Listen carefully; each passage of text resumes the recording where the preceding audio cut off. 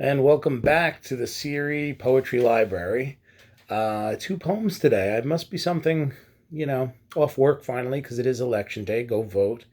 I did, and I regret it already. So we're going to be reading more poems, romantic poetry and prose. And again, just like before, I just randomly pick a poem. I don't. The ones that I write, I tend to rehearse or at least do a read through before I read them. But I like to do with these, I like to just pick out one randomly and just start going. Okay, let's see what we have here. The awful shadow of some unseen power floats through unseen among us visiting this various world with as inconstant wing as summer winds that creep from flower to flower, like moonbeams that behind some piny mountain shower it visits with inconsistent glance each human heart and countenance, like hues and harmonies of evening, like clouds and starlight widely spread, like memory of music fled, like the aught that for its grace may be dear, and yet dearer for its mystery.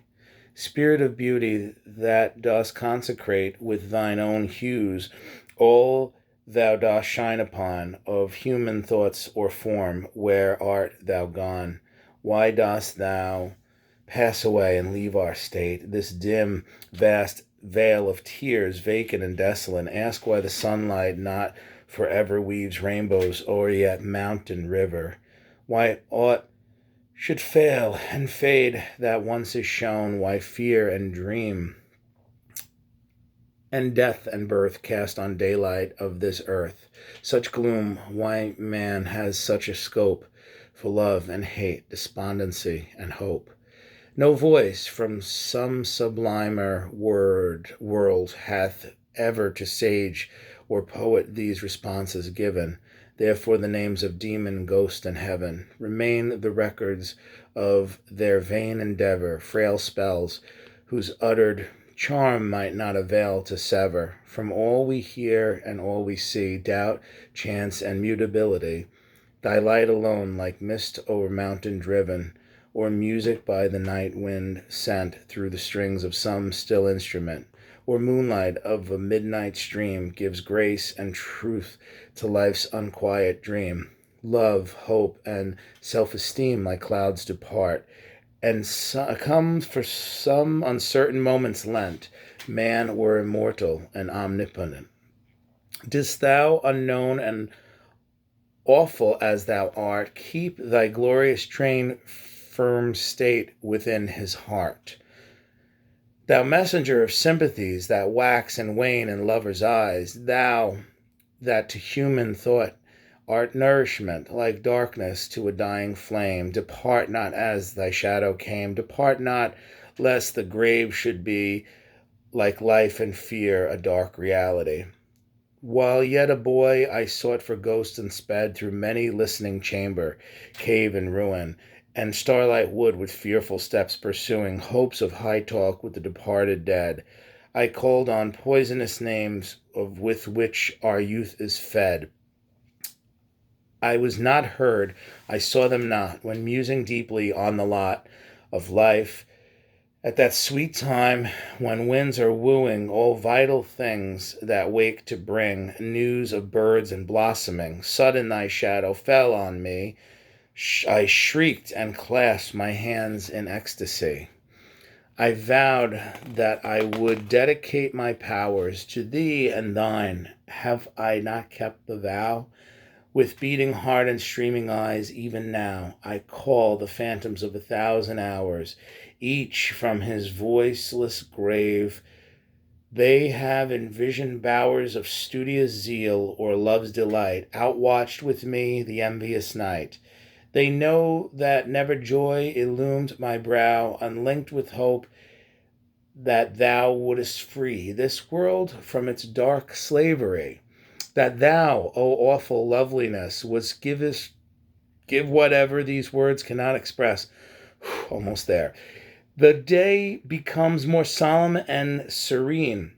When noon is past, there is harmony in autumn and a luster in its sky, which through summer is not heard or seen, as if it could not be, as if it had not been.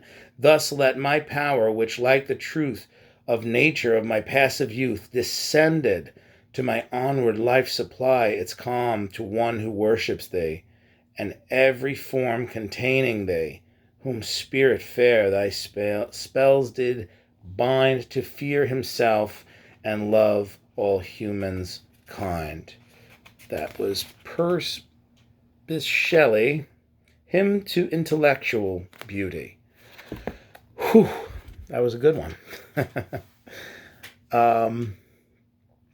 A lot of power in romantic prose. This is really good stuff, and I need to read more and more and more of it, because when you try to do this stuff on your own and you see the real good stuff, like the classical poetry, it should humble you, and it should make you say, you know what, I can do so much better.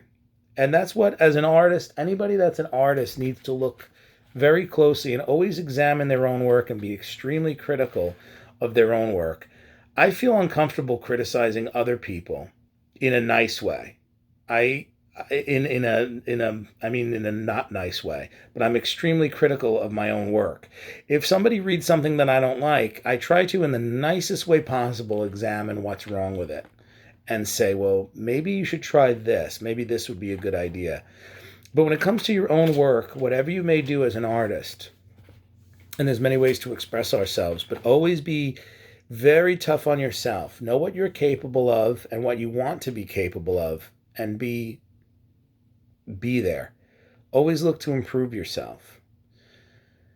So I hope you guys enjoyed these classical poems. I'm going to be reading more of my own stuff and more of the classics, chosen at random.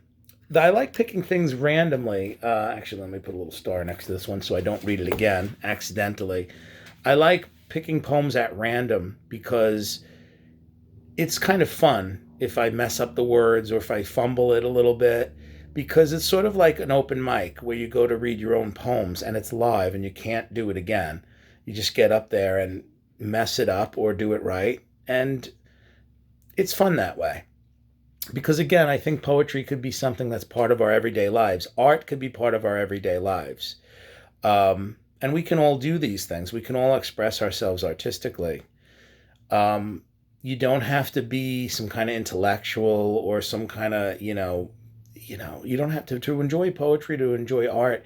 You don't have to be, the artsy type, because more often than not, that can get annoying, But in the old days, regular people read poetry. Regular people read. Today, a problem that we have in America and the world over, but especially in America, is people don't read. They're so busy. All they read is their feeds on Facebook and Twitter and whatnot. But you need to do some reading that's outside of yourself and outside of your circle of friends or celebrities, or let's see what this celebrity has to say about this. Read a book. Get an old book that has no agenda, no viewpoint. It isn't written under the influence, although sometimes it can be if you like Lewis Carroll and a few others. But just go to the library. I know it's a pandemic. Wear your masks. I'm not anti-mask. Put on that mask, go to the library, or get ebooks or something like that, or even audiobooks. But I think everybody should read more, and everybody should not think that reading or poetry is, just for a certain group of people, and everybody else is just going to remain ignorant and just keep watching, streaming shows and things like that. So keep reading, America, and vote. Thanks. Bye-bye.